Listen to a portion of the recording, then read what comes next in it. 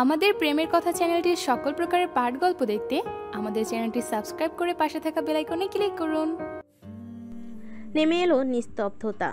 বলাকার ন্যায় গোলাকৃতি টকটকে সিঁদুর রঙা রক্তিম সূর্যটি ধরণীকে বিদায় জানিয়ে পশ্চিম আকাশে ডুবে গেল।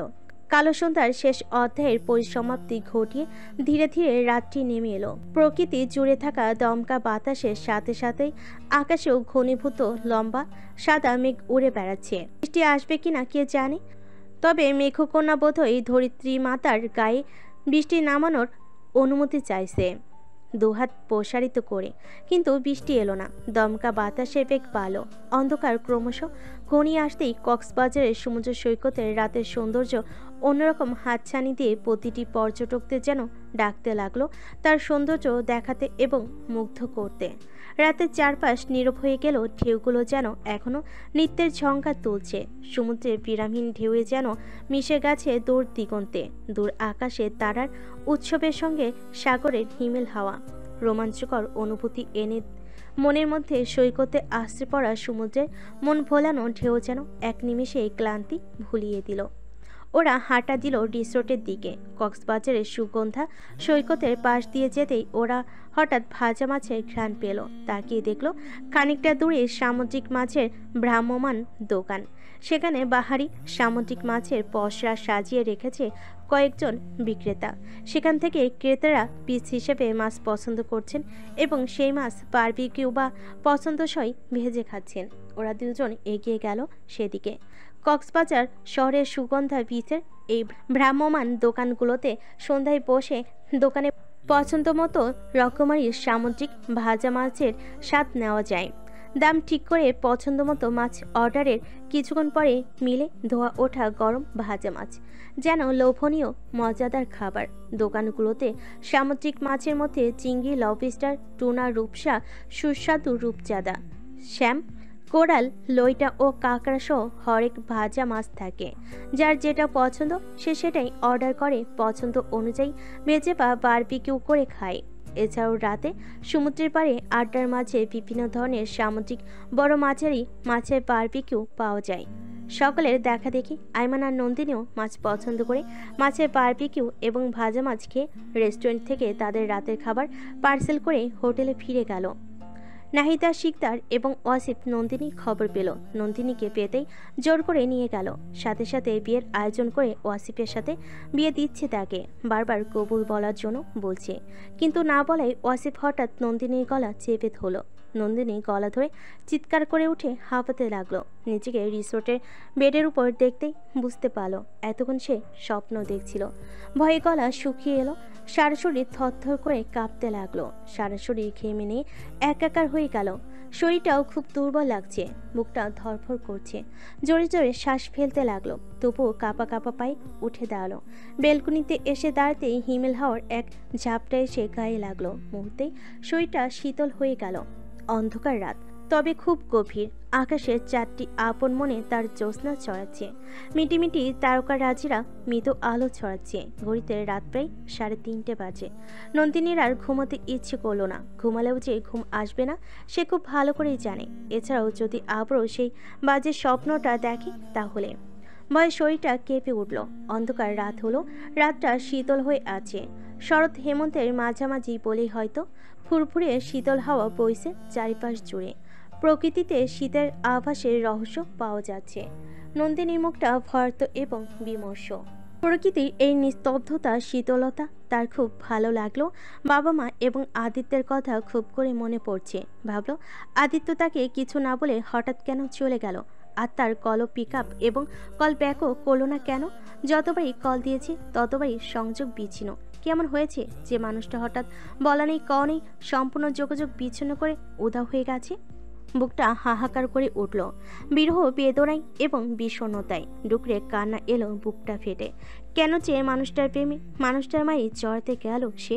নয়তো আজ এত কষ্ট পেতে হতো না। সমুদ্র গর্জনে কান্নার মতো। সে কি করছে, কেমন আছে, কার সাথে কিংবা কোথায় আছে? মানুষটা একটা বারও ভাবলো না, একটা বারও খোঁজ নিল না। নন্দিনীর ভীষণ কষ্ট হচ্ছে। দুঃখে অভিমানে জলপ্রপাতে নেয় চিবুক বেয়ে নোনা জলগুলো পড়তে লাগলো। মাঝে মধ্যে এই সময়টায় প্রকৃতির বিলাস কোলে নন্দিনী মনে হয় এই পুরো পৃথিবীতে সে বুঝি একাই আছে। একটা দীর্ঘশ্বাস ফেল। সত্যি সে একা, সব থেকেও সে একা। বাবা মা এবং প্রিয় মানুষগুলো থাকার পরও সে খুব করে একা। ভালোবাসার মানুষটা থাকার পরও সে একা। কেউই তাকে বিন্দুমাত্র বুঝতে চায় না। বাতাসের ঝাপটা এসে চুলগুলো এলোমেলো করে দিতে লাগলো। কক্ষের পর্দাগুলো বাতাসে দুলতে লাগলো অবিরাম গতিতে। এক শীতল দমকা হাওয়া এসে আচমকা তার সারা শরীর নাড়িয়ে দিল। রেলিংয়ে হাত রেখে শূন্য হৃদয় নিয়ে করুণ চোখে তাকিয়ে রইল সুবিশাল এই লীলাম্বরের দিকে। হঠাৎ ফুপিয়ে উঠল দুগাল বেয়ে আবারও অবিরাম গতিতে অশ্রুজল ঘুরিয়ে পড়ল। বেশ খানিকটা সময় এভাবেই পার হলো। নন্দিনী পূর্বে নাই অবিচল হয়ে তাকিয়ে রইল সমুদ্রের দিকে। চোখে মুখে বিষাদের গাঢ় ছোঁয়া, কোনো তাপ উত্তাপ নেই। সে একইভাবে অন্ধকার সমুদ্রের দিকে তাকিয়ে রয়েছে, আর গড়গড় করে চোখের অশ্রুকণা আন্দোলন করে ঝরছে। অন্ধকার সমুদ্র থেকে যে আওয়াজটা আসছে সেটাও ঠিক গঙ্গানির মতো মনে হলো, যেন সমুদ্র তার মতো ফুপিয়ে ফুপিয়ে কাঁদছে। সমুদ্রের এত দুঃখ কিসের? কেন সে গুঙ্গিয়ে গুঙ্গিয়ে কাঁদে? বিকেলে একটু ঘুমানোর ফলে আইমানের ঘুম আসছিল না। বেলকনিতে এসে একটা সিগারেট ধরল। এক টান দিতে নজর গেল নন্দিনীর দিকে। হঠাৎ চমকে উঠল এত রাতে নন্দিনীকে এখানে সজাগ থাকতে দেখে। মুখের এক পাশ দেখা যাচ্ছে জ্যোৎস্নার আলোয়। শালুকরূপী আঁখি জোড়ার পলক নড়ছে না। বার কয়েক হিমেল হাওয়া শরীর ছুঁয়ে গেল। প্রলম্বিত দীঘল পাপড়িগুলো কেঁপে কেঁপে উঠল। কেঁপে উঠল দোলন চাপা নেই ওষ্ঠপট। হঠাৎ শরীরটা শিরশির করে উঠল তার। মেয়েটা শীতল হাওয়ার মধ্যে রোবটের নাই দাঁড়িয়ে রয়েছে কিভাবে কে জানে। ভাবল মেয়েটার শীত লাগছে না। আইমান নন্দিনীর দিকে কিছুক্ষণ তাকিয়ে রইল। সিগারেটটা ওভাবে জ্বলে পড়ে হাতের মধ্যে বিসর্জন হতে লাগলো। হঠাৎ আনমনি বিড়বিড় করে বলল। নন্দিনী রকিং চেয়ারে গিয়ে বসলো। দু চোখ বুজে আস্তে আস্তে দোল খেতে লাগলো। আইমান আর দাঁড়ালো না, সিগারেটটা ফেলে বেডে গিয়ে শুয়ে পড়লো। দু চোখ বুঝতেই হঠাৎ নন্দিনী ঘুমে ঢুলু ঢুলু মুখ, ক্লান্ত আর শালুক ফুলরূপী আঁখি জোড়া ভেসে উঠল। আইমান হাঁসফাঁস করে উঠল। বুকের বা পাশে হাত রেখে জোরে একটা শ্বাস ফেল। অস্বীকার করার কিছু নেই, মেয়েটা সবচাইতে আঁখি জোড়া বড্ড সুন্দর এবং আকর্ষণীয়। কথা বলার সময় মেয়েটা যখন তার দিকে তাকায় তখন আইমান ভেতরে ভেতরে এলোমেলো হয়ে যায়। তখন আইমানের ইচ্ছে করে অপারেশন করে চোখ দুটো নিয়ে নিতে, আর কাছের জারির মধ্যে বন্দি করে সেই জারে মধ্যে লিখতে মায়াবিনীর প্রেমময়ী একজোড়া কাচবন্দি ভালোবাসা। রাতের অন্ধকার কেটে গিয়ে ভোর হলো। ভোরের সূর্যোদয়ের পূর্ব নিঃশ্বাসের শব্দে পাখিদের ঘুম ভেঙে গেল। তারা কিচিমিচির শব্দে সুস্বাগতম জানাচ্ছে মহারাজ সূর্যকে। এরই ফাঁকে দুটি ধবধবে কালো কাক কোথা থেকে যেন উড়ে এসে বেলকনি গ্রিলে বসলো। নন্দিনী এখনো রকিং চেয়ারে বসে আছে। সে আর ঘুমায়নি। সারা রাত না ঘুমানোর ফলে চোখ দুটো টকটকে লাল এবং সারা মুখশ্রী ফোলা। নিষ্প্রভ দৃষ্টিতে তাকিয়ে রইল কাকগুলোর দিকে। ভোরের নির্মল হাওয়া বইছে বাতাবরণ জুড়ে। পাখালিরা কিচিমিচির করছে মুক্ত কণ্ঠমণিতে। নন্দিনী সবই শুনেছে, কিন্তু আজ যেন কেন মন নেই কিছুতেই। এত সুন্দর সকালটাও তার মনটাকে টানতে পারছে না তার নির্মলতায় আকৃষ্ট করতে। থেকে থেকে শীতল হাওয়া বইছে।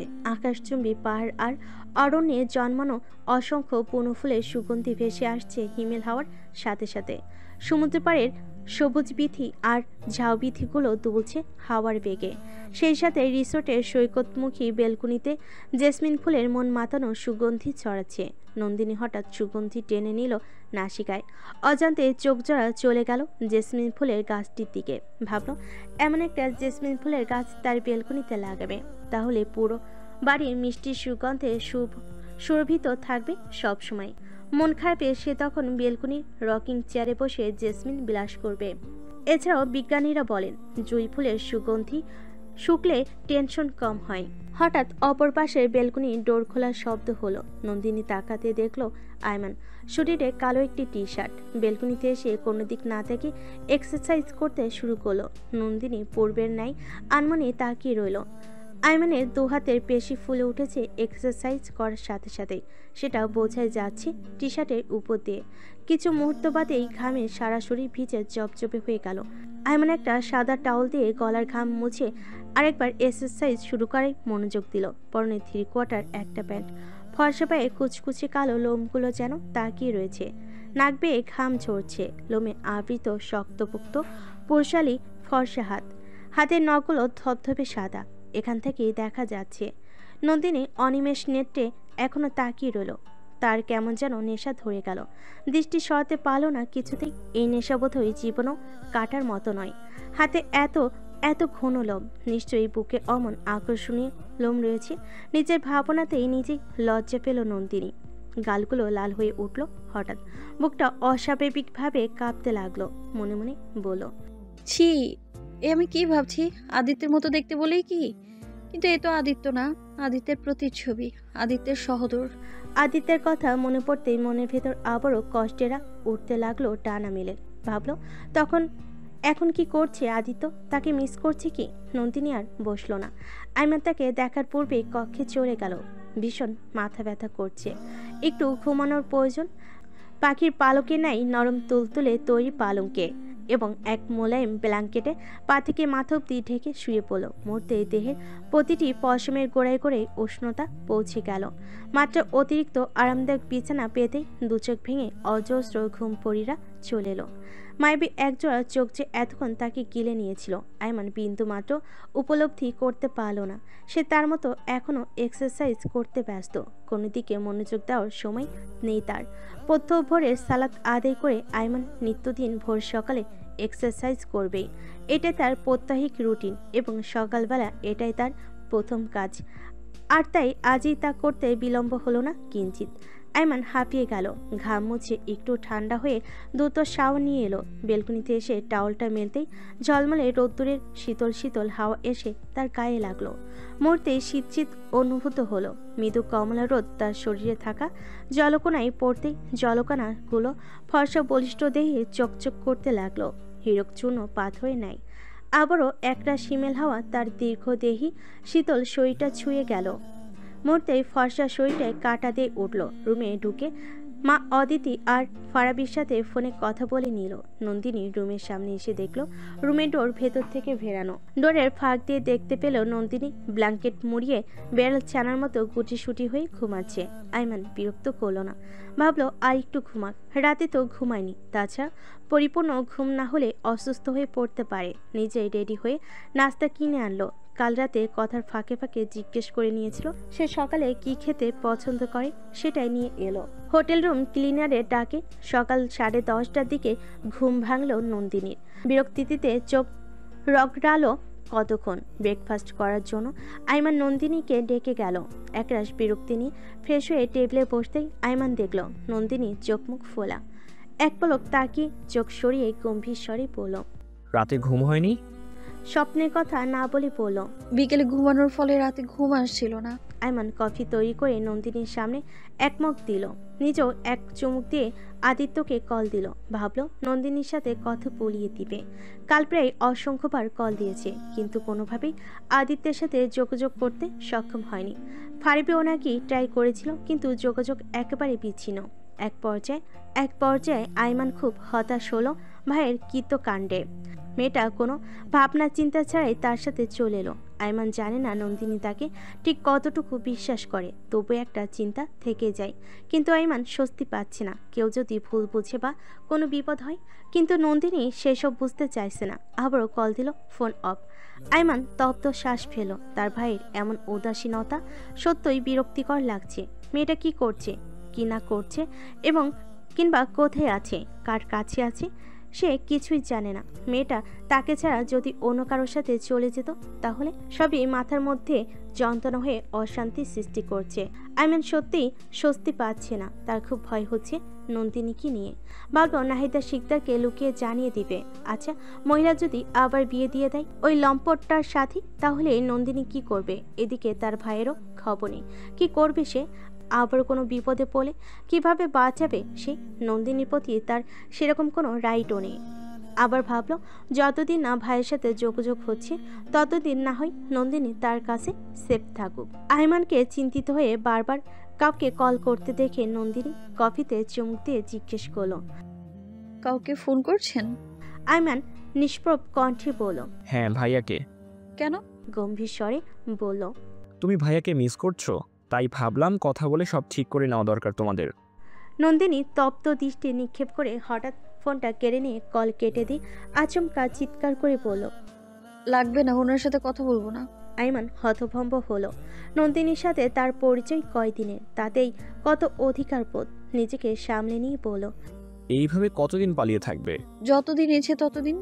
নন্দিনী রাগে কাঁপতে লাগলো। মেয়েটা নাকের ডগায় ডগায় রাগ, কিছু বলে ক্ষেপে ওঠে। পরিস্থিতি বোঝার চেষ্টা করে না। আইমান নিজেকে ধাতস্থ করে বলল।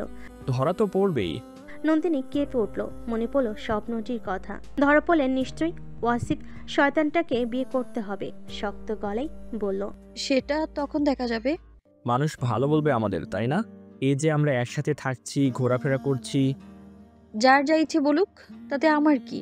এটা কি ঠিক? নিশ্চয়ই তুমি ছোট বাচ্চা নও। ঠিক বেঠিক বুঝি না। আপনার সমস্যা হলে আপনি চলে যেতে পারেন, কাউকে লাগবে না আমার, আমি থাকতে পারবো। তোমার উচিত ভাইয়ের কাছে ফিরে যাওয়া, যদি তোমাদের মধ্যে সেই রকম কোনো সম্পর্ক থেকে থাকে। আর শোনো, তুমি ভাইয়ের কাছে যেতে চাইলে আমি ব্যবস্থা করে দেব। 24 ঘন্টার মধ্যেই পৌঁছে যাবে। বাই দ্য ওয়ে, ভাইয়ের সাথে তোমার কি সম্পর্ক সেটা আমি এখনো জানি না, জানার প্রয়োজনও নেই। আমি চোরের মতো ওনার কাছে কখনো যাব না, যতক্ষণ না উনি আমার মাথা উঁচু করে সবার সামনে দিয়ে না নিয়ে যায় ততক্ষণ। আর আপনার কিছু জানতে হবে না। নন্দিনী রাগে ফোঁস করছে, ফনা তোলা সাপের মতো। ও মেয়েটা কথায় কথায় রেগে যাচ্ছে অল্পতেই। এটা কি রাগার মতো কোনো বিষয়? আইমান ভেবে পায় না কিছুই। আমাদের একসাথে থাকাটা ঠিক হচ্ছে না নন্দিনী, নিঃসন্দেহে এটা দৃষ্টিকটু। ভালো মন্দ কিছু বোঝার ইচ্ছে নেই আমার। আমি তো আর আপনাকে চুমু খাচ্ছি না, ডিস্টেন্স বজায় রাখছি। আইমান স্তম্ভিত হলো এমন কথায়। নিজেকে সামলে নিয়ে বলল। আমি এবার তোমার মাকে জানাবো, তোমাকে যেন এসে নিয়ে যায়। আমি কোনো প্রকার রিস্ক নিতে চাচ্ছি না। তোমার মা এমনিতেই তোমাকে খুঁজে হয়রান হচ্ছে, জায়গায় জায়গায় বিজ্ঞপ্তি দিয়েছে। নন্দিনী এবার আঙ্গুল তুলে বলল। আপনি যদি জানান আমি সত্যি সত্যি সুইসাইড করব, প্রমিস বলছি। আইমান কেঁপে উঠল। নন্দিনীর চোখে মুখে আগুনের ফুলকি বের হচ্ছে। আর দাঁড়ালো না বলেই চলে গেল। ব্রেকফাস্টও করলো না। আইমান নির্বিকার হয়ে তাকিয়ে রইল। এখানে রাগের কি হলো? সে তো ভালোর কথাই বলেছে। আর সুসাইড করার মতো এটা কোনো বিষয়? Like seriously? আইমান ভেবে পেল না কিছুই। তাছাড়া মেয়েটাকে জায়গা মতো পৌঁছে দিলে সে শান্তি পেত। তার দুজনেই প্রাপ্তবয়স্ক, পাশাপাশি কক্ষে থাকছে। কোনো সময় কোন অঘটন ঘটে যায়। তার চেয়ে মেয়েটার প্রতি তার ফিলিংস খুবই গাঢ়। দিন দিন অনুভূতিগুলো ক্রমশ গাঢ় হচ্ছে। এছাড়া তার এই অনুভূতি আজকালকার নয়, আজ থেকে 8-9 বছর পূর্বে। আইমান হতাশ শ্বাস ফেল। কি করবে কিছু ভেবে পাচ্ছে না। তাদের একসঙ্গে থাকাটা মোটো ভালো দেখাচ্ছে না। এটা নেহাতি দৃষ্টিকটু। আইমান মাথা চেপে ধরে বসে রইল। তার অবস্থা এখন এমন হয়েছে, ছেড়ে দে মা, কেঁদে বাঁচি। আমেরিকা। তখন রাত বাজে 12:30। আদিত্য টলতে টলতে তার অ্যাপার্টমেন্টে এলো। তাও আবার এই নবাব সাহেব আর নাহিদা শিকদারের 14 গোষ্ঠীর পিণ্ডি চটকাতে চটকাতে বিড়বিড় করে বলতে লাগলো। ঝাপসা চোখে চাবি দিয়ে ডোর ওপেন করার চেষ্টা করলো, কিন্তু খুলছে না। মনে হচ্ছে ভেতর থেকে লক করা। আদিত্য ঝাপসা চোখগুলো কসলালো। কে এলো তার পাশে? রায়হান, মেহরাব কিংবা ফারাবি? আইমানের তো এখন আসার কথা নয়। আর আসলেও তো সে জানবে কিভাবে? ইচ্ছেকৃত ফোন বন্ধ রেখেছে সে। আদিত্য কলিং বেল চাপলো কয়েকবার। ভেতর থেকে তাকে দেখা মাত্রই ছুটে কেউ তার বুকে ঝাঁপিয়ে পড়ল। আদিত্য পড়তে নিয়েও নিজেকে সামলে নিল। মেয়েটা তাকে আষ্টে পিষ্টে জড়িয়ে ধরে কাঁদতে লাগলো। স্বরটা পরিচিত ঠেকলো। অনাকাঙ্ক্ষিত বলে কারোর মনে হচ্ছে। মেয়েটা আরো জোরে জোরে জড়িয়ে ধরে কাঁদতে লাগলো। আদিত্য নেশার ঘোরও প্রচণ্ড বিরক্ত বোধ করলো। অজান্তে হাত দুটো চলে গেল পিঠের উপর, কিন্তু কেমন যেন শক্ত শক্ত। নন্দিনী কথা মনে পড়ল হঠাৎ। মেয়েটা তাকে জড়িয়ে ধরে আদিত্য বুঝতে পারে একদম তুলোর মতো তুলতুলে শরীর। আদিত্যর মাঝে মধ্যে মনে হয় নন্দিনী এখনও বেবি লোশন ইউজ করে। তাছাড়া মেয়েটাকে জড়িয়ে নিলে বুকের মধ্যে গুটিয়ে যায় ছোট্ট আদুরে বেড়াল ছানার মতো। তখন বুক থেকে সরাতেই ইচ্ছে করে না। কিন্তু এই মেয়েটা এমন না, কেমন যেন। আবার নন্দিনীর শরীর থেকে খুব সুন্দর মিষ্টি মিষ্টি একটা মেয়েলি সুবাস বের হয়। আদিত্য সেটা কখনো ভোলে না। একটানে বুক থেকে সরিয়ে ঝাপসা চোখে তাকালো। একটা মেয়ে দাঁড়িয়ে আছে হাঁটু অব্দি ফ্রক পরে। আদিত্য বারবার চোখ কসলালো। নন্দিনীর কথা আবারও মনে পড়লো। ঠিক মেয়েটা তার সামনে এমন করে আসে, দেখতেও ভালো লাগে। হঠাৎ কষ্টেরা বুকে এসে হানা দিল আবারও। তুমি ড্রিঙ্কস করেছো? ও সুশিক্ত নয়নে মেলি ভর্ত কণ্ঠে মিষ্টি স্বর ভেসে এলো। আদিত্য জল শক্ত করে বলল। করছি, তোর বাপের কি সব সামনে থেকে। বলে একটা ধাক্কা দিল। ফারা নিচে পড়ে গুঙ্গিয়ে উঠে দাঁড়ালো। আদিত্য টলতে টলতে এগিয়ে গেল ফারার সামনে। ফারা ভয় পেল না আজ। আদিত্য হঠাৎ ফারার গলা চেপে ধরে বলল, এসব কি পড়েছিস? তোকে না নিষেধ করছে আমার সামনে এরকম ড্রেস আপে কখনো আসবি না। ফারা কিছু বলতে পারলো না, গলা ছুড়ানোর চেষ্টা করলো। আদিত্য দাঁত মুখ খিচিয়ে বলল, এসব কেমন ড্রেস আপ বল? নন্দিনীও তো পরে, এখন তো কিছু বলো না। আমার বেলায় কেন তোমার এত নিষেধাজ্ঞা? ও আর তুই এক? ফারা জবাব দিতে পারলো না। আদিত্য গলায় চাপ দিল। কি হলো বল? নন্দিনীর মতো হতে চাস? ফারা কুকিয়ে উঠল। বল, ওর মতো হতে চাস? আমি কারো মতো হতে চাই না, আমি আমার মতো। আদিত্য একটা আছাড় দিয়ে বলল, সে যাই বলিস না কেন, নন্দিনীর মতো জীবনে হতে পারবি না। নন্দিনী তার মতোই, ওর জায়গা কখনো নিতে পারবি না। বলে টলতে টলতে নিজের রুমে চলে গেল। নন্দিনীকে কাছে না পাওয়ার বিরহে আছে অনেক অনেক ড্রিঙ্ক করেছে। নিজের রুমে গিয়ে স্যুটটাকে ছুঁড়ে শুয়ে পড়ল। ফারা কুকিয়ে উঠল ব্যথায়। অশ্রুসিক্ত নয়নে তাকিয়ে রইল। কিছুতেই আদিত্যের মন পাচ্ছে না। কি করলে পাবে আদিত্যর মন? আদিত্য ড্রাঙ্ক অবস্থায় আছে। ফারা ভাবল, এই সুযোগটা যদি কাজে লাগানো যায় তাহলে দারুণ হবে। আদিত্য তাকে আর কখনো অস্বীকার করতে পারবে না। ফারা দৌড়ে গিয়ে আদিত্যের পর শুয়ে দুহাতে আষ্টে ফিষ্টে জড়িয়ে ধরে আদিত্যের বুকে মুখ গুজে এলো পাথারি চুমু খেতে লাগলো। ফারার কাণ্ডে থমকে গেল আদিত্য। মরতে দু চোখ বুঝে নিল। হাতগুলো চলে গেল ফারার কোমরে, নখগুলো গেঁথে গেল নরম চামড়া ভেদ করে। হোটেল রুম ক্লিনারের চিৎকারে আইমান ঘাবড়ে গেল। তড়িৎ নন্দিনী রুমে আসতে দেখল নন্দিনী কেমন যেন ছটফট করছে। আইমান কিছু জিজ্ঞেস করতে নিবে, তার পূর্বে দেখলো সেন্টার টেবিলের উপর স্লিপিং মেডিসিনের পুরোটা পাতা খালি। আইমানের বুঝতে বাকি নেই যে ঘটনাটা ঠিক। নন্দিনী চোখ মুখ উল্টে কেমন যেন ঢুলছে। আইমান কাঁপতে লাগলো তা দেখে। সামনে একটা ব্যাপার নিয়ে নন্দিনী এমনটা করে ফেলবে, এটা আইমানের কাছে ছিল ভাবনা অতীত।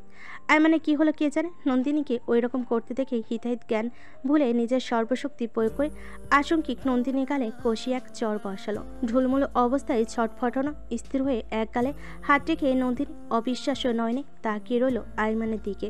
আইমান তাকে থাপ্পড় মারতে পারে এটা কখনো নন্দিনী ভাবতে পারেনি। হঠাৎ আঙ্গুল তুলে বলল, আপনি আমার গায়ে হাত তুলেছেন? পুরুষ মানুষের যত্ন খুব মারাত্মক সুন্দর, যদি তুমি পাওয়ার যোগ্য হও। আমার মনে হচ্ছে এর যোগ্য তুমি নও, আর তোমাকে মেরে সাগরে ভাসিয়ে দেওয়া উচিত। আমি তো শুধু থাপ্পড় মেরেছি। আইমানের চোখ দিয়ে আঙ্গুলের স্ফুলিঙ্গ বের হচ্ছে। রাগে তার সারা শরীর কাঁপছে। নন্দিনী দুর্বল পায়ে এগিয়ে এসে আইমানের বুকে ধাক্কা মারল, কিন্তু আইমানের শক্তপোক্ত পুরুষালী শরীরটা টলাতে পারেনি বিন্দুমাত্র। আশঙ্কিক ঢোলে ফুলের পড়ে যেতে নিতে আইমান নিজের সাথে জড়িত হলো। নিজেকে স্থির করে বাজকলে তুলে পার্শ্ববর্তী হসপিটালে নিয়ে গেল। ডক্টর ইমার্জেন্সি ট্রিটমেন্ট শুরু করলো। নন্দিনী পেট থেকে ওষুধগুলো ওয়াশ করে বের করার চেষ্টা করছে গলা দিয়ে। কাচের ডোর দিয়ে নন্দিনীর কষ্ট দেখে আইমান দিকদিশা ভুলে দুহাতে খামচে ধরল মাথার চুলগুলো। তার ভাইয়ের প্রতি ক্ষোভ জন্মালো পাহাড় সম। যদি কোনো সম্পর্ক থেকেই থাকে তাহলে মেয়েটাকে সে কেন এখান থেকে নিয়ে যাচ্ছে না? কেন এত উদাসীন তার ভাই? মেয়েটা একের পর এক যা ইচ্ছে তাই করে বেড়াচ্ছে। ভাইয়ের ওপর এক আকাশসম জিদ তৈরি হলো আবারও। হিতাহিত জ্ঞান ভুলে মাকে ফোন করলো। রিসিভ হতেই চেঁচিয়ে উঠে বলল, তোমার ছেলেকে বলো এই পাগল মেয়েটাকে তার কাছে নিয়ে যেতে। কি হয়েছে বাবা? মেয়েটা ঠিক আছে? কিছু হয়েছে? তোমাকে না দেখে শুনে রাখতে বলেছিলাম। আবারও বলছি, তোমার ছেলেকে বলো পাগলিটাকে নিয়ে যেতে, নয়তো আমি বিয়ে করে ফেলবো। Last warning. ফোনের অপর প্রান্তে আফসানা চৌধুরী থমকে রইলেন। এক মেয়েকে কয়জনে ভালোবাসে আর কয়জন বিয়ে করবে? আফসানা চৌধুরীকে নির্বাক হয়ে থাকতে দেখে আহসান সাহেব চিন্তিত হয়ে বলেন, আফসানা, কি হয়েছে তোমার? শরীর ঠিক আছে? প্রত্যুত্তর পাওয়া গেল না। তিনি বিচলিত হয়ে ফের জিজ্ঞেস করলেন, আইমান, সাদা শীতে গাদা ছেলেটা কোথায় আফসানা? আজ কয়েকদিন যাবৎ বাসায় দেখছি না যে। এবারও নিরুত্তর রইলেন। আহসান সাহেব বিরক্ত হয়ে এবার বলেন, তোমার কি হয়েছে বলো তো? কিছু জিজ্ঞেস করলে বলছো না। আবার ওই ঘাটতারা ছেলেটা কাকে বিয়ে করে গেছে সেটাও বলছে না। কি যে পেয়েছো তোমরা মা ছেলেরা মিলে? হসপিটালে দুদিন রেখেছিল নন্দিনীকে, খুব দুর্বল হয়ে পড়েছিল। আজ বিকালে ডিসচার্জ পেতে নিয়ে এসেছে রিসোর্টে। রাত বাজে এখন 12:30।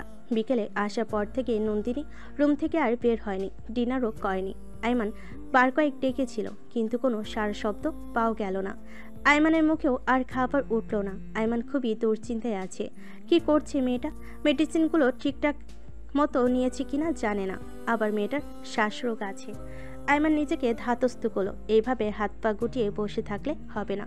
মেয়েটার কিছু একটা হয়ে গেলে তার উপরেই সব এসে পড়তাবে। আইমান চাবি দিয়ে রুমের লক খুলে ভেতরে ঢুকলো, দেখলো নন্দিনী ওধ হয়ে কেমন পড়ে আছে। নার্ভ চেক করে দেখলো নন্দিনীর হুঁশ নেই। আইমান দিক বেদিক শূন্য হয়ে গেল।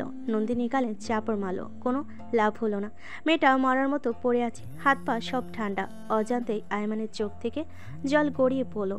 জীবনে আজ প্রথম আইমানের চোখে জল এলো কোনো এক কাঙ্ক্ষিত নারীর জন্য।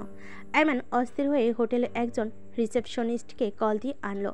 রিসেপশনিস্ট আসতেই দুজনে মিলে তেল মালিশ করে হাত পা গরম করার চেষ্টা করলো।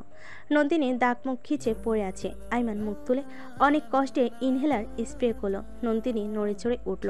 হুঁশ ফিরতেই আইমানের দেহে যেন প্রাণ ফিরে এলো। নন্দিনীকে এক ধাপ বকা দিয়ে রিসেপশনিস্টের হাতে গরম গরম স্যুপ খাইয়ে দিয়ে মেডিসিন খাইয়ে দিতে নন্দিনী ঘুমিয়ে পড়ল। রিসেপশনিস্ট ঘুমালো না, পাশে একটা চেয়ারে বসে রইল। আইমানও ঘুমালো না। বার কয়েকে সে দেখে গেল, সে যখন দায়িত্ব নিয়েছে মেয়েটার, তখন ঘুমানোর প্রশ্নই আসে না।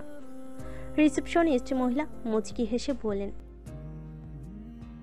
আইমান উত্তর দিতে পারল না, নীরব রইল। ঠিক তো, কি বলবে? সে নন্দিনীর কি হয়? কিছুই না, তার ভালো বন্ধুও না। আইমান এবার গম্ভীর স্বরে বলল, আমরা জাস্ট ভালো বন্ধু, আর কিছু না। কথাটি বলতেই কেমন যেন কণ্ঠনালী কেঁপে উঠল। আইমান আর দাঁড়ালো না, তার সত্যি কিছু না, তবুও কথাটা কেন জানি বলেছিল জানে না। রিসেপশনিস্ট মহিলা চমৎকার হাসলেন। ছেলেটা সত্যি অসম্ভব সুন্দর, স্মার্ট এবং হ্যান্ডসাম। হয়তো আনকমফোর্ট ফিল করছে বলে বলছে না কিছুই। তিনি ভাবলেন এরা হয়তো একজন আরেকজনের ফিয়ন্সে। নন্দিনীর দিকে তাকালো, মনে মনে বলল। একটা দীর্ঘশ্বাস ফেলেন। সকালবেলায় রিসেপশনিস্ট মহিলা ব্রেকফাস্ট করিয়ে মেডিসিন খাইয়ে তারপর চলে গেল। ওনার ডিউটি রাতে। আইমান ম্যানেজার থেকে পারমিশন নিয়ে ওই মহিলাকে রাতে নিয়ে এসেছিল। এর জন্য মহিলাকে বাড়তি কমিশনও হাতে ধরিয়ে দিয়েছে আইমান। দুপুরবেলায় কয়েকবার ডাকলো নন্দিনীকে, কিন্তু মেয়েটা নিরুত্তর। আবার ডোর লক করে রেখেছে। আইমানের ধৈর্যের সীমা এবার অতিক্রম করে ফেল। চাবি দিয়ে লক খুলে ভেতরে ঢুকলো। নন্দিনী শুয়ে শুয়ে কাঁদছে। আইমানের বুক ধক করে উঠল। মাথায় হাত রাখতে নন্দিনী আইমানকে দেখে চোখ সরিয়ে নিল। উৎকণ্ঠ হয়ে জিজ্ঞেস করলো, তুমি কাঁদছো? নন্দিনী নিরুত্তর। আবারও জিজ্ঞেস করলো, নন্দিনী, এনি প্রবলেম? বাবা মায়ের কথা মনে পড়ছে? চলো আমরা ফিরে যাই। এবারও প্রতিউত্তর এলো না। আইমান দু হাতে বাহু শক্ত করে ধরে তার দিকে মুখ ফিরে বসালো। এবার শক্ত গলায় ধমক দিয়ে বলল, তুমি কি আমার কথা শুনতে পাও না, নাকি মানুষ বলে মনে হয় না আমাকে? নন্দিনী কেঁপে উঠল, মাথা নিচু করে বসে রইল। আইমান চিবুক তুলে বলল, কাঁদছিলে কেন? এবারও কিছু বলল না। বাবা মায়ের কাছে যাবে? মাথা নাড়ানো যাবে না। মাথায় কিংবা পেটে পেইন হচ্ছে? এবারও মাথা নাড়ালো, কিছুই না। তাহলে প্রবলেমটা বলো। আপনি আমার গায়ে হাত তুলেন কেন? আইমান নির্বিকার হয়ে তাকিয়ে রইল কিছুক্ষণ। নীরবতা ভেঙে বলল, এজন্য এইভাবে কাঁদছো? আপনি আমার গায়ে হাত তোলার কে? তাই তো, সে কে? কিন্তু মেয়েটা তখন যেটা করেছিল সেটা কি আদর করার কথা? তাছাড়া তখন ডাকের মাথায় কি করে ফেলেছিল ভুলটা? মেয়েটা কেঁদে কেটে চোখ ফুলিয়ে কি অবস্থা করেছে নিজের, তাও কিনা একটা থাপ্পড় দেওয়ার জন্য। আইমান নিজেকে ধাতস্থ করলো। তুমি কি সর্বনাশটা করতে নিয়েছিলে নিজের? তাতে আপনার কি? আমার কিছু না, জাস্ট তুমি এখন আমার দায়িত্ব। দায়িত্ব মাই ফুট। চলে যান আপনি, লাগবে না আপনাকে, আর আপনার দায়িত্ব পালন করতে হবে না আমার। নন্দিনী আবারও খেপে উঠল। আইমান শান্ত থাকলো। একজন সাইকোলজিস্ট হওয়ার দরুন আইমান খুব সহজে নন্দিনীকে বুঝতে পারে। মারাত্মক ডিপ্রেশনে ভুগছে নন্দিনী, তাই খিটখিটে মেজাজে থাকে সবসময়। এজন্যই যখন তখন যা ইচ্ছে তাই করছে। ভালো কথাকেও তার খারাপ বলে মনে হচ্ছে। আইমান নিষ্প্রভ কণ্ঠে বলল, আসলেই তখন আমি খুব নার্ভাস হয়ে পড়েছিলাম নন্দিনী, আর রাগের মাথায় এমনটা করে ফেলেছি। নন্দিনী আইমানের দিকে তাকালো। আমি খুব ভয় পেয়ে গিয়েছিলাম, কি করব না করব সত্যিই ভেবে পাচ্ছিলাম না। তাই বলে আপনি মারবেন আমায়? আইমানের মনটা মলিন হয়ে গেল। সত্যি সে খুব খারাপ কাজ করে ফেলেছে। কাঁপা কাঁপা হাতে নন্দিনীর গালে হাত বুলিয়ে বলল, I am really sorry Nandini, আর কখনো এমনটা হবে না, গড প্রমিস। নন্দিনী কোনো কথাই কানে তুলল না, আবারও চোখের জল ফেলতে লাগলো। অনেক কান্নাকাটি করেছ, চলো লাঞ্চ করো। তোমার মেডিসিন নিতে হবে, টাইম টু টাইম মেডিসিন নিচ্ছ না, তাই তুমি সুস্থ হচ্ছ না। আমি লাঞ্চ করব না, আপনি গিয়ে করুন। এই জন্যই তোমার অসুখ ভালো হচ্ছে না। কখন কোথায় গিয়ে কিভাবে মরে থাকো সেই জ্ঞান আছে তোমার? মরলে কার কি? আইমান এবার কঠিন একটা ধমক দিল। নন্দিনী কান্না বন্ধ হয়ে গেল সাথে সাথে। আসলেই মেয়েটা ধমক খাওয়ার যোগ্য। কথায় আছে না, শুকনো কথায় চিড়ে ভিজে না, ঠিক তেমনটাই। আইমান ঠিক করেছে মেয়েটার সাথে আর ভালো করে কথা বলবে না। আবারও ধমকে উঠে বলল, যাও, আজ 2 দিন ধরে শাওয়ার নাও না, এখনই শাওয়ার নেবে, নয়তো আরেকটা থাপ্পড় পড়বে বাগালে। সাথে সাথেই বাগালে হাত চলে গেল নন্দিনী। জলপ্রপাতে নাই কয়েক ফোঁটা জল গড়িয়ে পড়ল রাগে, দুঃখে, অভিমানে। এই দানবের মতো মানুষটার হাতে থাপড় খেয়ে সে সেন্স হারিয়েছে একবার। আর না, নন্দিনী টাওয়াল নিয়ে ওয়াশরুমে ঢুকে শব্দ করে ডোর বন্ধ করল। আইমান তাকিয়ে রইল সেদিকে। খুবই জেদি মেয়ে। এই ধানি লঙ্কা তার ভাইয়ের জীবনটা ভাজা ভাজা করে তেজপাতা করে দিবে। এই কয়দিনই তো তাকে নাকে দড়ি দিয়ে ঘোরাচ্ছে। তপ্ত শ্বাস ফেলে আইমান লিভিং স্পেসে ওয়েট করতে লাগলো। 1 ঘন্টা পার হয়ে গেল, অথচ মেয়েটার খবর নাই। ক্রমে ক্রমে মেয়েটা তার ধৈর্যের পরীক্ষা নিচ্ছে। তার বাবা ঠিকই বলে সে সত্যি একটা সাদাসিধে গাধা ছেলে, নয়তো কে এত ধৈর্যের পরীক্ষা দেয়? চেঁচিয়ে উঠে বলল, শাওয়ার নেওয়া হয়েছে মহারানী এলিজাবেথের? হলে আসতে পারেন মহারানী ভিক্টোরিয়া। আপনার দর্শন পাওয়ার জন্য এক বান্দা অধীর আগ্রহে ধৈর্য ধরে অপেক্ষা করছে। বলে জল শক্ত করল। নন্দিনী চুপচাপ সামনে এসে দাঁড়ালো। আইমান ফোন থেকে চোখ তুলে তাকাতেই আবারও জল শক্ত হয়ে এলো। মেয়েটা হাঁটু অব্দি ফ্রক পরে দাঁড়িয়ে আছে। দোষটা তো তারই। সে কেন এইসব শপিং করতে গেছে? করছে বলে কি বাইরেও এসব ড্রেস আপে যেতে হবে? ধবধবে ফর্সা হাঁটুগুলো বের হয়ে আছে। রিক্সাওয়ালা থেকে টোকাই পর্যন্ত তাকিয়ে থাকবে এই হাঁটুগুলোর দিকে। তার নিজেরও চোখ চলে যাচ্ছে বারবার। এই মেয়েটা তার ভাইয়ের হাতে না পড়ে তার হাতে একবার পড়তো, তাহলে সে 24 ঘন্টা বোরকা পরিয়ে রাখত। কিন্তু আফসোস, সেই রকম কোনো রাইট নাই তার। এদিকে দেখো, টুপটুপ করে জল পড়ছে চুল থেকে। ইচ্ছে করে মেয়েটা মাথার পানিটুকুও মুছেনি। আইমান জোরে একটা শ্বাস ফেলে বলল, তোমার জন্য একটা নীল রঙের গাউন কিনেছিলাম, দেখেছো? নন্দিনী নীরবে মাথা নাড়ালো। ওইটা সমুদ্র জলের সাথে ম্যাচিং করে কিনেছিলাম। আজ বরং ওইটা পরো, আমরা লাঞ্চ করে সমুদ্র পাড়ে যাব। নন্দিনী চলে যেতে নিতে আইমান ডেকে বলল, শোনো। নন্দিনী তাকাতেই বলল, চুল থেকে পানি ঝরছে, চুলগুলো ভালো করে মুছে হেয়ার ড্রায়ার দিয়ে ড্রাই করে নাও, নয়তো তোমার জ্বর চলে আসবে। আর এখন কিন্তু ওয়েদারও চেঞ্জ হয়েছে, তুমি অসুস্থ হয়ে পড়তে পারো। বিনা বাক্য ব্যয়ে নন্দিনী চলে গেল। মিনিট 20 পর রেডি হয়ে বের হলো। নন্দিনীর উপস্থিতি টের পেতেই আইমান দেখল খুব সাদাসিধে দেখাচ্ছে, কিন্তু গোসল করাই স্নিগ্ধ লাগছে। হাতে পায়ে বোধহয় কিছুই মাখিনি। জেদি মেয়েটা কেমন শুষ্ক শুষ্ক দেখাচ্ছে। ময়েশ্চারাইজার লাগিয়েছ? না, কেন? এমনি। আইমান তপ্ত শ্বাস ফেল। একটা ঘাটতারা মেয়ের সাথে তার কোন কুক্ষণে দেখা হলো। ওদিকে দেখো, তার বাবাও কথায় কথায় তার ভাইকে ঘাটতারা ছেলে বলে। বাহ, এদের একদম ব্যাটে বলে মিলেছে। Perfect match, perfect couple. একজন আরেকজনকে পারবো নাকি দড়ি দিয়ে ঘোরাতে। মেয়েটা যেমন জেদি, তার ভাইও তেমন বদমেজাজি। একটাকে একটা ভালোই রামধোলাই দিয়ে সামলাতে পারবে। কোথাও যেন শুনেছিল প্রতিটা ঘাটতেরা মানুষের তার থেকেও দ্বিগুণ ঘাটতেরা পার্টনার জোটে। কথাটা আজ সত্য বলে প্রমাণিত হলো। এজন্যই বলে, আল্লাহ যা করেন ভালোর জন্যই করেন। এই মেয়ে তার ভাগ্যে পড়লে তার জীবনটা তেনা তেনা করে ফেলত। যাক, আল্লাহ বড় বার বাঁচিয়েছেন। তার ভাই সামলাতে পারলেই হলো, আর এখন সে মানে মানে বাঁচতে পারলেই হলো। নীরবতা ভেঙে পড়ল। শোনো, এখনই ওকে সানস্ক্রিন এবং হাতে পায়ে ময়েশ্চারাইজার লাগিয়ে আসো, কুইক। নন্দিনী চলে যেতে নিতেই পেছন থেকে ডেকে বলল, আচ্ছা শোনো, তোমার জন্য নীল কাজল কিনেছিলাম, ওইটাও একটু হালকা করে পরে নিও, ড্রেসের সাথে ভালো লাগবে। নন্দিনী চলে গেল। আইমান কেন বলেছে জানে না, তবে আজ নীল ড্রেসের সাথে নীল কাজলে নন্দিনীকে দেখতে খুবই ইচ্ছে করছে। নন্দিনী আসতেই আইমান এক পলক তাকালো। গাঢ় করে কাজল পড়েছে। এটা যে তার উপর জিদ করে পড়েছে আইমান ঠিকই বুঝলো। তবে গাঢ় করে দেওয়াই এখন আরও ভালো লাগছে। মেয়েটাকে এখন সাত সকালের বিলের জলে 14 ফুটা নীল শালুক ফুলের মতো লাগছে, এবং নীল আকাশ আকাশ বলেও মনে হচ্ছে আকাশ জড়িয়ে নিয়েছে এই মোমফর্সা দেহে। কিন্তু এত সুন্দর মুখটাকে মেয়েটা প্যাঁচার মতো করে রেখেছে। আইমান তপ্ত শ্বাস ফেলল। নন্দিনীর মাথায় ব্রিম মাল্টি কালারের সান এবং ব্রিজ লেডিস হার্ট পরিয়ে, চোখে সানগ্লাস আর মুখে মাস্ক এবং কাঁধের উপর আড়াআড়ি করে সাইড ব্যাগটা দিয়ে দিল। নন্দিনীকে এখন সত্যি খুব দারুণ দেখাচ্ছে। এখন তো মনে হচ্ছে নীলপরি, কোনো দেশের প্রিন্সেস। আইমান চোখ সরিয়ে নিল। দিন দিন মেয়েটার প্রতি ক্রমশ দুর্বল হয়ে পড়েছে সে। অনুভূতিগুলো আরও গাঢ় থেকে গাঢ়তর হচ্ছে। আইমান দীর্ঘশ্বাস ফেলে মাস্ক পরে হাঁটা দিল।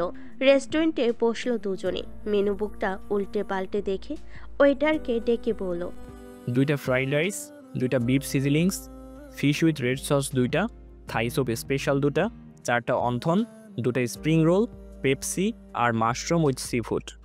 বলতে নিতেই নন্দিনী বলল, এগুলো কার জন্য আর এত কিছু কেন? আমাদের জন্য। আমি এসব খাবো না। তো কি খাবে? অর্ডার করো। বলেই মেনু বুক এগিয়ে দিল। নন্দিনী বলল, সামুদ্রিক মাছ আর ওই যে শুটকি মাছ, ওইসব মেনু অর্ডার করেন। আইমান মুচকি হাসলো। নন্দিনী দেখল না তা। নন্দিনী নিজে পছন্দ করে অর্ডার করলো। আইমান ছেড়ে দিল নন্দিনীকে। খাওয়া দাওয়া শেষে আইমান নন্দিনীকে পার্শ্ববর্তী একটি মার্কেটে নিয়ে গেল। ছোট্ট একটা টিপ পরিয়ে দিল কপালে। একটা পিঙ্ক কালারের লিপস্টিক কিনে বলল, সেদিন তোমার জন্য সব শপিং করেছি, কিন্তু তুমি কিছুই ইউজ করছো না। আচ্ছা, এখন এটা ঠোঁটে পরে নাও, ঠোঁটগুলো শুকনো দেখাচ্ছে। বলেই 4 মুঠো গাঢ় সবুজ রঙের কাচের চুড়ি আর টিয়া রঙের 2 মুঠো চুড়ি কিনে নন্দিনীকে পরতে বলল। নন্দিনী পরতে পারছিল না। আইমান হেল্প করলো। দুপাশে সবুজ আর মধ্যে টিয়া রঙের চুড়ি। বাহ, এখন দেখতে আরো দারুণ লাগছে। ফর্সা হাতে চুড়িগুলো ফুটে উঠেছে আর ঝুনঝুন করছে। সত্যি খুব দারুণ লাগছে। আইমান নন্দিনীকে বার্মিজ আচার কিনে দিয়ে বলল, এটা ট্রাই করো, খেতে খুব দারুণ। নন্দিনী খেয়ে দেখল, সত্যি দারুণ। ওরা সমুদ্র পথে চলে গেল। ততক্ষণে টাইম অনুযায়ী জোয়ার প্রায় আরও 1.5 ঘন্টা পূর্বে এসেছিল। জোয়ারের সাথে সাথে বিপুল পরিমাণে নীল জলের লীলাম্বরী শামুক ঝিনুক ভেসে আসছে। সেই সাথে নানান রকমের মাছ। মানুষ লাফালাফি করে কুড়াচ্ছে। তা দেখে নন্দিনী ছটফট করছে। আইমান বুঝতে পেরে বলল, ঝিনুক কুড়াবে না? নন্দিনী মাথা নাড়ালো। যাও, ইচ্ছে মতো কুড়াও, আমি তোমার কয়েকটা পিকচার তুলে নিচ্ছি। আচ্ছা। নন্দিনী ব্যাগ, জুতা, সানগ্লাস, বিচ হাট এবং মাস্ক সব খুলে আইমানের হাতে ধরিয়ে দিয়ে ঝিনুক কুড়াতে লাগলো। বেশ কতগুলো শামুক ঝিনুক সংখ্যা কুড়িয়ে নিল। আইমান বেশ কতগুলো পিকচার তুলে নিল। সবগুলোই খুব সুন্দর এসেছে। ঝিনুকমালা, ঝিনুক কুড়াচ্ছে, দেখতে খুব সুন্দর লাগছে। মেয়েটা ঠিক এখন একটা বাচ্চা বলে মনে হচ্ছে। আচার আচরণে মনে মনে বলল, ঝিনুকমালা? আমার ঝিনুকমালা? ইয়া বড় একটা লবিস্টার দেখতে নন্দিনী চেঁচিয়ে ওঠে আইমানকে ডাকলো। নন্দিনী সাহস করে বালের সাথে শক্ত করে চেপে ধরে বলল, এটা ধরুন, আমার ব্যাগে শপিং ব্যাগ আছে, ওটাই ঢুকিয়ে নিন। আইমানের সত্যি খুব হাসি পেল। মেয়েটা আসার সময় ব্যাগের মধ্যে আবার শপিং ব্যাগও এনেছে। আইমান লবিস্টারটা আর ঝিনুকগুলো কুড়িয়ে ব্যাগে নিল। এভাবে আরও 2টা লবিস্টার ভেসে আসতে নন্দিনী ধরে ফেল। আশঙ্কিক ঢেউর সাথে হঠাৎ বেশ কতগুলো রঙিন কাঁকড়া ভেসে এসে নন্দিনীকে তাড়া শুরু করলো। নন্দিনী চিৎকার করে দিক দিশা ভুলে আহ আহ করে সমুদ্র পাড়ে বালির মধ্যে সমানে দৌড়াতে লাগলো। কাঁকড়াগুলো সাইজে বিশাল বড়।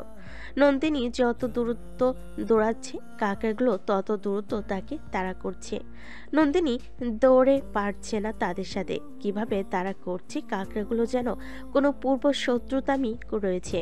এছাড়াও যেন ওরা দৌড়াদৌড়িতে প্রশিক্ষণ প্রাপ্ত। আইমান দৌড়ে গিয়ে বেশ কয়েকটি কাঁকড়াকে জুতা দিয়ে আঘাত করতেই কুপকাত হয়ে গেল। এরই মধ্যে একটা কাঁকড়া নন্দিনীর পায়ের আঙ্গুল চেপে ধরল। নন্দিনী হুমড়ি খেয়ে নিচে পড়ে চিৎকার করতে লাগলো। সাথে সাথে আরো কয়েকটা কাঁকড়া এসে ড্রেস কামড়ে ধরল। নন্দিনী সমানে চিৎকার করতে লাগলো। কয়েকজন মানুষের ভিড় লেগে গেল। কেউ কেউ হেল্প করার বদলে পিকচার তুলতে লাগলো, যেন খুব মজার কিছু কিংবা কোনো সিনেমা শুটিং হচ্ছে। অনেক কষ্টে আইমানার লোক মিলে সেগুলোকে মেরে ছুটালো। নন্দিনী ভয়ে আত্মরা হয়ে গেল। ক্ষত স্থান থেকে গড় গড় করে রক্ত পড়তে লাগলো। আইমান ব্যাগ থেকে গজ বের করে ব্যান্ডেজ করে দিল। এরপর বাকি কাঁকড়াগুলোকেও মারল। গুনে গুনে দেখলো 11টা, আর এগুলো চলে গেছে জ্বরে ভেসে। আইমান কাঁকড়াগুলো ব্যাগে ঢুকাতে নিলে নন্দিনী কোকাতে কোকাতে বলল, এগুলো ব্যাগে নিচ্ছেন কেন? ফেলে দিন। ছি। ফেলবো কেন? আরে আপনি কি পাগল হয়েছেন? কাঁকড়া দিয়ে কি করবেন? দারুণ রেসিপি করব। ছি ছি, এটা দিয়ে কিভাবে রেসিপি করে? আপনি কি প্রেতাত্মা? কেন, তুমি জানো না? না দেখবে? না, এখনই তো দেখতে ঘৃণা লাগছে। যতই ঘৃণা লাগুক, সবগুলো ভেজে আজ তোমাকে খাওয়াবো। ছি ছি, আপনি এইসব খান? আমি জীবনেও এইসব খাবো না, মরে গেলেও না। সেটা হোটেলে ফিরে, তারপর দেখব কে খায় আর না খায়, তখন ছিসি করাটাও দেখব। নন্দিনী হক চোকালো। আইমান যদি সত্যি সত্যি তাকে খাওয়াই, বলল তো খাওয়াবে। অখ, যত যাই হোক জীবনে সে কাঁকড়া খাবে না। খাবারে কি এতই অভাব যে কাঁকড়া খেতে হবে? হোটেলে ফিরে আইমান কাঁকড়াগুলো পরিষ্কার করে কিছু ফ্রাই এবং কিছু মাখা মাখা করে ভুনা করলো। রঙিন কাঁকড়া ফ্রাইয়ের সাথে খাওয়ার জন্য সেই সাথে ফ্রেঞ্চ ফ্রাইও করলো। আর বিশাল সাইজের লবস্টার 2টাকে ফ্রাই করে নিল, আর একটাকে কুচি কুচি করে স্প্যাগেটি রান্না করলো। স্প্যাগেটি মূলত ইটালিয়ান খাবার, যেটি পাস্তা গ্রোটের হলো দেখতে নুডলসের মতো। খুবই সুস্বাদু এবং মজাদার একটি রেসিপি। আইমানের সবচেয়ে প্রিয় খাবারের মধ্যে স্প্যাগেটিও একটি, তাই লবস্টার দেখতেই সর্বপ্রথম সেটাই মাথায় এলো। সব রেডি করে টেবিল দিয়ে আইমান শাও নিয়ে খাওয়ার জন্য নন্দিনীকে ডাকলো, কিন্তু নন্দিনী কিছুতেই কাঁকড়া খাবে না। আইমানও ছাড়ার পাত্র নয়। ধমক দেওয়ার পর রুম থেকে বের হয়েছে। অতঃপর সন্ধ্যার নাস্তা হিসাবে আইমান এক এক করে প্রথমে কাঁকড়া সহ সব ট্রাই করালো নন্দিনীকে। নিজেও দারুণ উপভোগ করলো। খেতে খেতেই জিজ্ঞেস করলো, কেমন লাগলো রেসিপিগুলো? নন্দিনী লাজুক হেসে বলল, সত্যি খুব দারুণ, তবে আপনার রান্নার হাত ভীষণ ভালো। এক চামচ স্প্যাগেটি মুখে দিয়ে বলল, আপনি কি সবসময় রান্না করেন? আপনার হাতের রান্না খেয়ে বোঝা যাচ্ছে আপনি পাক সাফ করায় নিয়মিত। বউ বাচ্চা নাই, দিন দেশে তো সব নিজেকেই করতে হয়। আপনাকে কেউ হেল্প করে না? সবসময় বাসায় রান্না হয় না, তবে হয় মাঝে মাঝে। আবার ভাইয়া বাইরের খাবার খেতে পারে না, তাই ভাইয়ার জন্য যে কোনো কিছু করে রাখি। এছাড়াও রান্নার সময় ভাইয়া, রায়হান, মেহরাব ভাইয়া আর ফারাবি সহ সবাই আমরা একে অপরকে হেল্প করি। সবাই মিলেই এক এক দিন এক এক রকম আইটেম ট্রাই করি।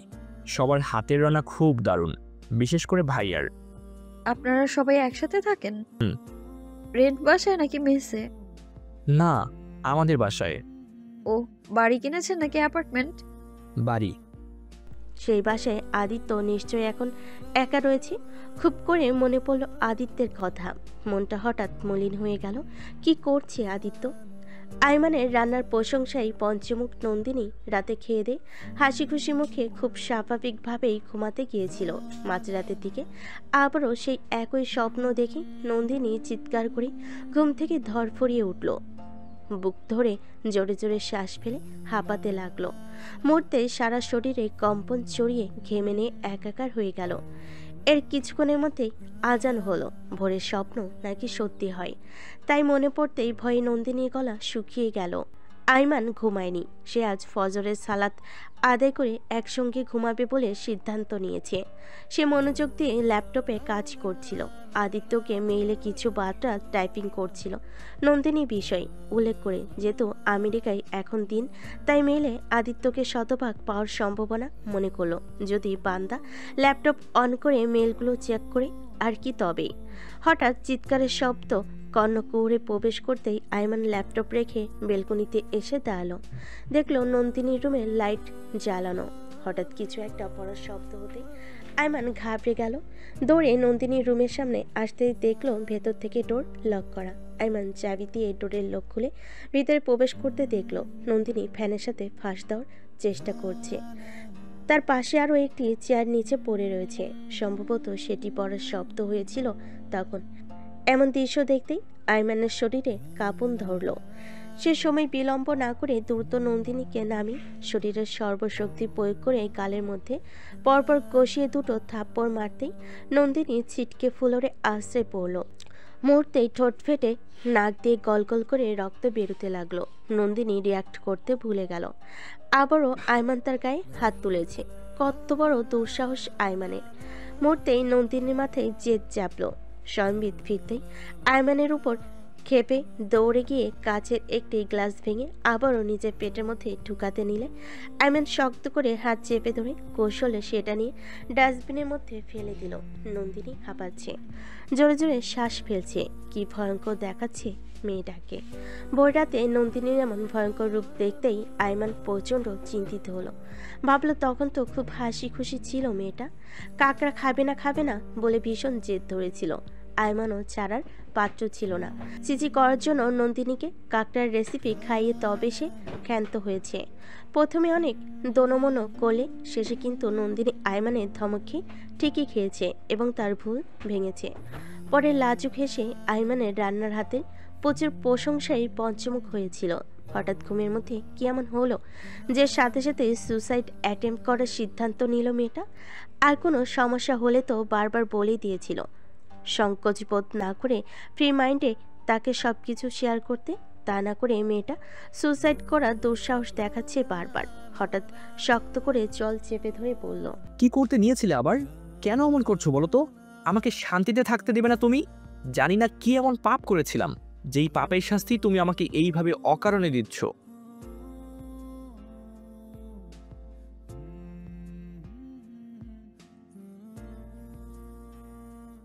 তোমার মরার যেহেতু এতই শখ, আমি বরং তোমাকে মেরে ফেলি, কেমন? আমার হাতেই মরে যাও, তাহলে আর জাহান্নামী হবে না। তোমার জন্য না হয় আমি জাহান্নামী হই। বলো, মেরে ফেলি? নন্দিনী রিয়াক্ট করলো না, পাথরের মূর্তির মতো জল খিচে রাখলো। আয়মান গলা ছেড়ে দিয়ে জোরে একটা শ্বাস ফেলে শক্ত গলায় ধমকে বলে উঠল, এই মেয়ে, সমস্যা কি তোমার বলো? এমন করছো কেন বারবার? মাথার তার কি সব ছিঁড়ে গেছে তোমার? নন্দিনী কেঁপে উঠল, চোখ বেয়ে হঠাৎ জল গড়াতে লাগলো। আয়মান নিজেকে ধাতস্থ করে গলা ছেড়ে দিয়ে চিবুক তুলে পড়ল। বারবার কেন এমন করছো বলো? নন্দিনী ইতস্তত বোধ করল। আয়মান স্থির নেত্রে তাকিয়ে রইল। এবার শান্ত গলায় বলল, তুমি আমাকে বন্ধু মনে করে সব বলতে পারো, একদম সব। আমি কিচ্ছু মনে করব না, কথা দিলাম, গড প্রমিস। নন্দিনী ছটফট করল। রক্তে ভেজা ঠোঁট দুটো দোলন চাপা নেয় নড়ে চড়ে উঠল। আয়মান একটা টিস্যু দিয়ে রক্ত মুছে কোমল গলায় পড়ল, খারাপ স্বপ্ন দেখেছো? কিংবা মা বাবার কথা মনে পড়ছে? সবাইকে মিস করছো তাই না? অশ্রুসিক্ত আঁখি পল্লব জোড়া ঝাপটালো নন্দিনী। দু চোখ বেয়ে অনর্গল জল গড়াতে লাগলো জলপ্রপাতের ন্যায়। আয়মানের ভীষণ মায়া হলো। মারবে না বলে আবারও গায়ে হাত তুলে ফেল রাগের মাথায়। হঠাৎ ভাইয়ের উপর এক আকাশ সমান ক্ষোভ জন্মালো। তার ভাই যাওয়ার সময় এই পাগল বদ্ধ উন্মাদ মেয়েটাকে নিয়ে গেলে এমন কিছুই হতো না। মেয়েটা এখন বিষণ্ণতায় ভুলে রাগে ক্রোধে জিতে এখন যা ইচ্ছে তাই করছে। ভালো মন্দের পার্থক্যটুকুও নির্ণয় করতে পারছে না। একটা বারও মান সম্মানের কথাটুকু ভাবছে না। সেই বারবার সুসাইড অ্যাটেম্প করছে। আজ সে না এলে কি হতো?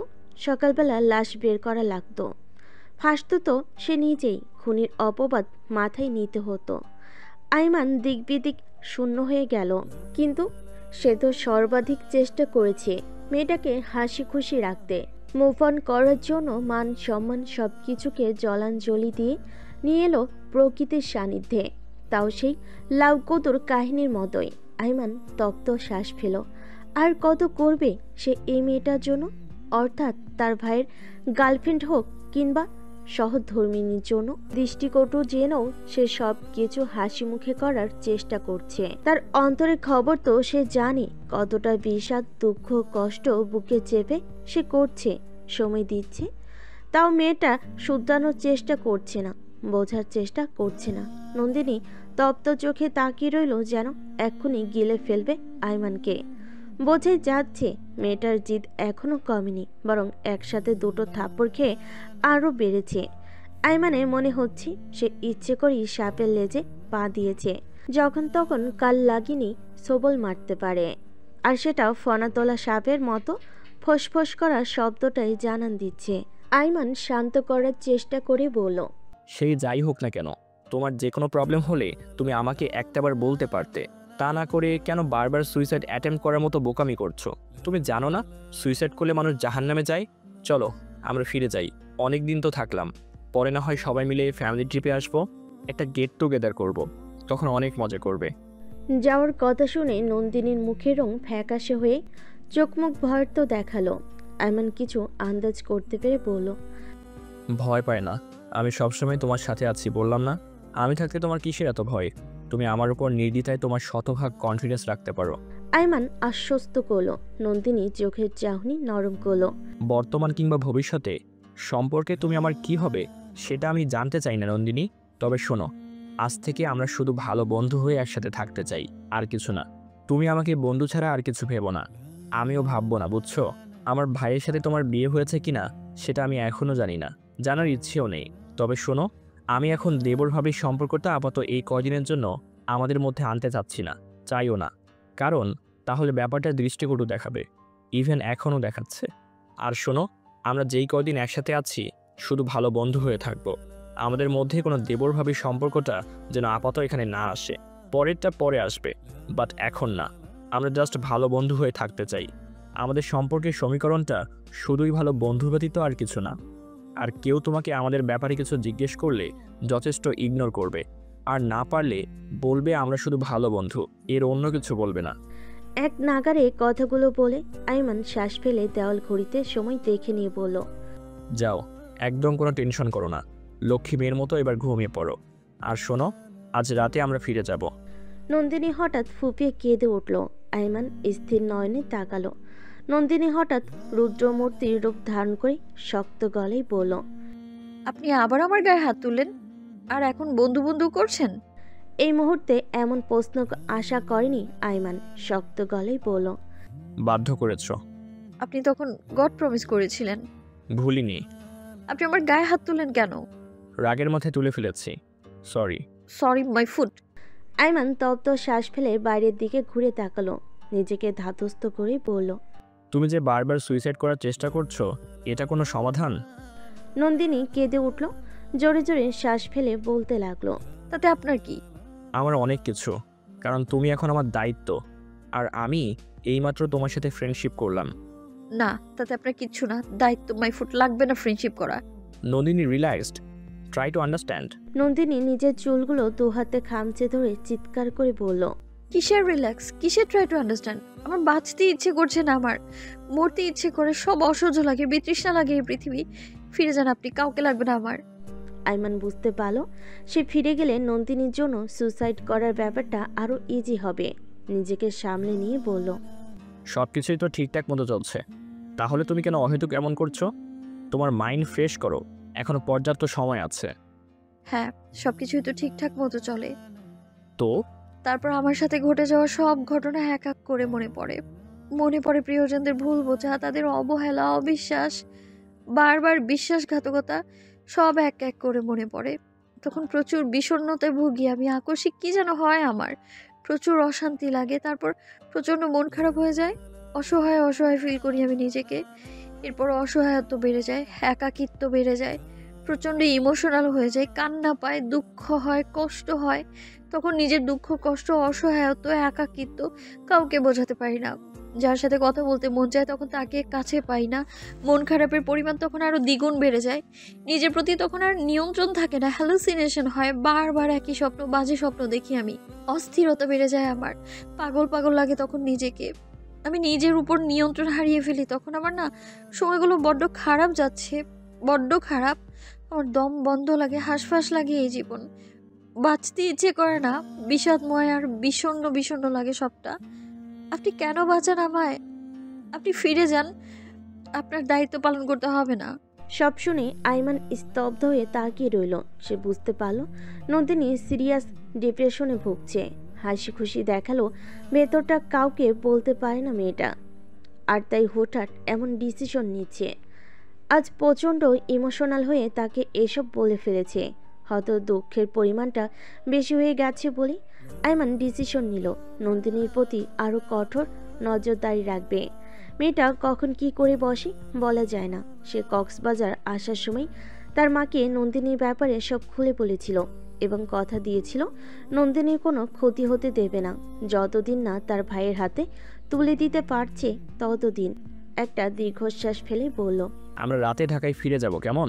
আপনি যান, আমি যাব না। আমি থাকতে পারবো বলছি না। তাহলে অদিতিকে আসতে বলি। লাগবে না কাউকে। চিৎকার করে কথাটা বলল। আইমান আর কথা বাড়ালো না।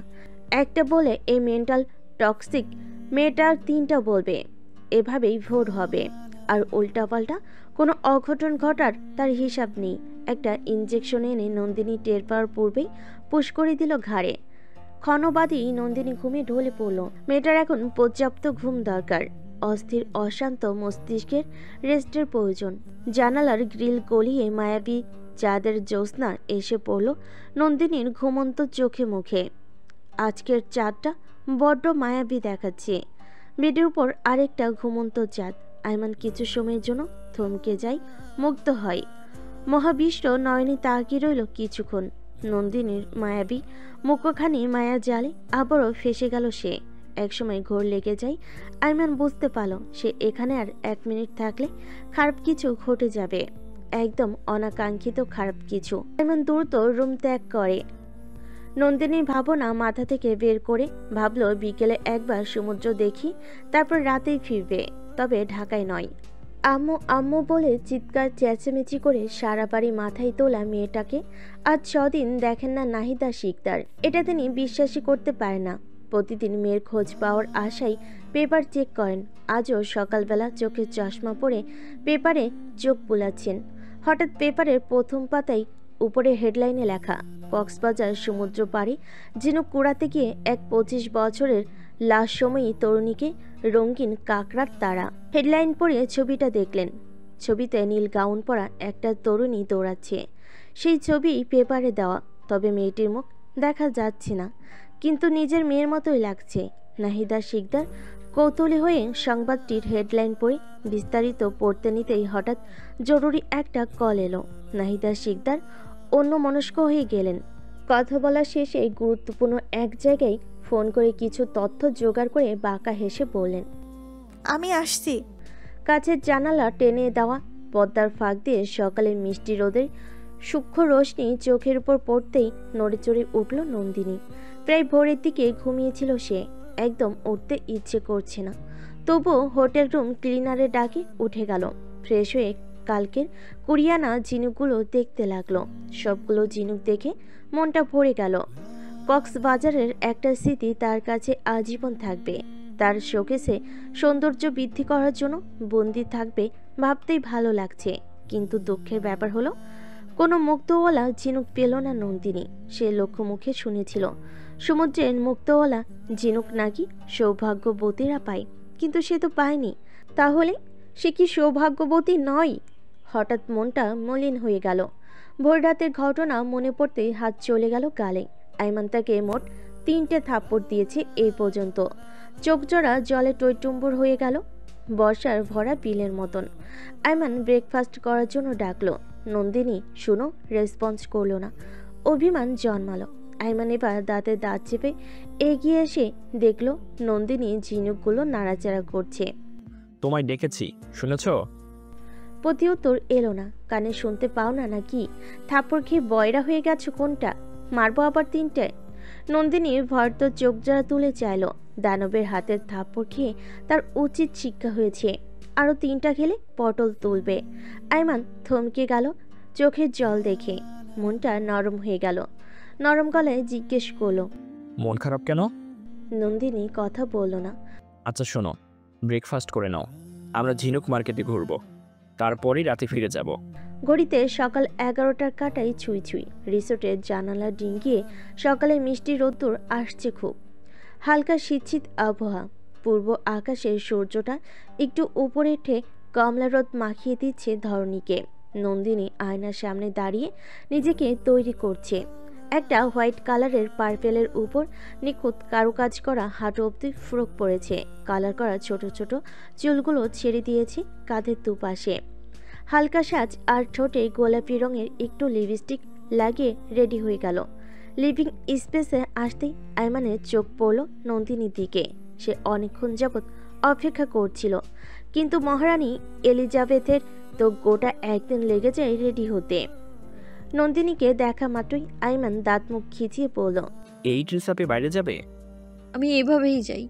কিন্তু আমার সাথে তুমি এইভাবে কোথাও যেতে পারবে না। ঠিক আছে, আপনি যান, আমি যাবো না। বলে রুমে চলে যেতে নিলে পেছন থেকে শুনতে পাই, থাপ্পড় খাওয়া সহজ গেছে তোমার? নন্দিনী দাঁড়িয়ে পড়ল, পিছু ফিরে বলল, ভয় দেখান আমায়? হ্যাঁ, দেখাই। নন্দিনী নাক ফুলালো। আইমানের হাসি পেল, হাসলো না। দামরা একটা মেয়ে এসব শর্ট ড্রেস আপে নাকি ঘুরবে ভাবতেই আইমানের মেজাজ খারাপ হলো। মাথায় গোবরে ভরা মেয়েটা কি জানে তার শারীরিক গঠন কেমন? এই শোনো, ভালো করে নিজেকে আয়নায় দেখে নিও। দেখেছি। তুমি ছোট্ট খুকি নও, বুঝেছো? নিজেকে উপর থেকে নিচে আরেকবার চেক করলে বুঝতে পারবে। যাও, এই ড্রেস চেঞ্জ করে চুড়িদার পরে আসো। তোমার জন্য যথেষ্ট ড্রেস কেনা হয়েছে। ডিসকাস্টিং। পরবো না। চুড়িদার পরে নন্দিনী চোখের জল ফেলতে ফেলতে ফের রেডি হলো। আয়মানের রাগের মাত্রা আরো বাড়লো। এবার চেঁচিয়েই বলল, ওনা কই? আমি ওড়না পরি না। কারণ তুমি বলিউড নায়িকা ঐশ্বরিয়া রায়। উদুম গায়ে কোনো সিনেমার শুটিং করতে যাচ্ছ? নন্দিনী ফুঁসে উঠল। আয়মান উঠে এসে মুখ বরাবর দাঁড়ালো, জল শক্ত করে বলল, পরপুরুষের সামনে খোলামেলাভাবে উপস্থাপন করে নিজেকে অহেতুক সুন্দরী ভেবো না মেন্টাল মেয়ে। কারণ তোমার চেয়ে অধিক সুন্দরীরা পর্দার আড়ালে লুকিয়ে থাকে। আজ থেকে নিজের রূপ সৌন্দর্যকে যত্ন করো প্রিয় মানুষটার জন্য। মনে রেখো, এই রূপ যৌবন সৌন্দর্য সব তোমার প্রিয় মানুষটার জন্য। তোমার আমানত রাখা উচিত, অন্যদেরকে প্রদর্শন করিয়ে বেড়ানোর জন্য নয়। নন্দিনী চুপ করে রইল। আয়মান আবারও বলল, এই মেয়ে শোনো, তোমার এই জেদ কমাও। আমার ভাই তোমাকে ভালোবাসে বিধায় মানুষ করতে পারেনি, তাতে কি? কিন্তু আমি করব। যাও, ওনা নিয়ে আসো, শরীর ঢাকো। এত জোরে ধামকি মেরে কথা বলল নন্দিনী কেঁপে উঠে চলে গেল রাগে গজগজ করতে করতে। আইমান হতাশ শ্বাস ফেল। এটা মেয়ে মানুষ নাকি এলিয়েন? একটা মেয়ে এত ঘাট দ্বারা হয় কিভাবে? তার ভাইয়ের কপাল শেষ। আচ্ছা, তার ভাইয়ের সাথেও কি এমন করে, নাকি ভয়ে ভেজা বিড়ালের মতো মেউ মেউ করে? কোনটা? আইমান সোফায় বসলো, মাথার চুলগুলো খামচে ধরে বলল, এই জাতীয় পাগল মেয়েটাকে সোজা কথায় কাজ হয় না, বাঁকা কথায় তো একদমই হয় না। আসলেই এদেরকে কোনো কথাতেই কাজ হয় না। এদের ভালো লাগলে এরা কথা শুনবে, না হয় দুনিয়া উল্টে গেলেও শুনবে না। ও গড, আমি আর টলারেট করতে পারছি না এই মেন্টাল টক্সিক মেয়েটাকে। আর কদিন এর সাথে থাকলে আমাকে পাগল বানিয়ে ছাড়বে। যেখানে আমি করি হাজার হাজার পাগলের চিকিৎসা, সেখানেই এই মেয়ে আমাকে পাগলের চিকিৎসা করাবে পাগল হওয়ার জন্য। কথায় আছে না, সঙ্গদোষে লোহাও ভাসে। আমিও পাগলের সাথে থেকে থেকে পাগল হয়ে যাব। শুনতে পেয়ে নন্দিনী দাঁতে দাঁত চেপে তাকিয়ে রইল। নন্দিনীকে দেখে আইমান উঠে দাঁড়ালো। এবার চোখে চোখ রেখে বলল, নারী সৌন্দর্য তার বডি শেপে না, একজন নারীর আকর্ষণ করার ক্ষমতা তার শরীরে নেই। একজন নারী আকর্ষণীয় হয় তার সোলে লুকানো আগুনে। Mind it Jhinukmala. হ্যাঁ, মেয়েটার রূপ নয়, আগুন রূপই তাকে বারবার আকৃষ্ট করছে। নন্দিনী কেঁপে কেঁপে উঠল। মানুষটা কি বলল তাকে? ঝিনুকমালা? ভুল শুনল না তো? জিজ্ঞেস করার সাহস হলো না।